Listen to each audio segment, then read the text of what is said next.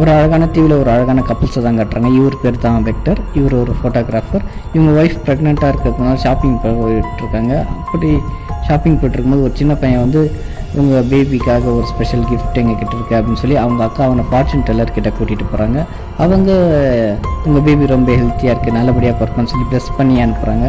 இதை வந்து அவங்க ஹஸ்பண்ட்கிட்ட சொல்கிறாங்க. அப்போது அவங்க ஹஸ்பண்ட் வந்து இன்னும் சொல்லி அப்படியே அந்த நாள் கட் பண்ண மறுநாள் வெக்டர் வந்து வேலைக்கு போயிடுறாங்க.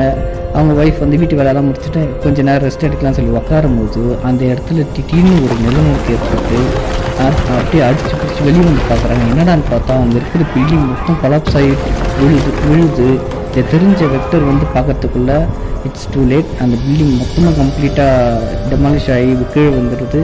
அதில் எப்படியோ அவங்க ஒய்ஃபை கண்டுபிடிச்சி டாக்டர்கிட்ட அட்மிட் பண்ணலாம்.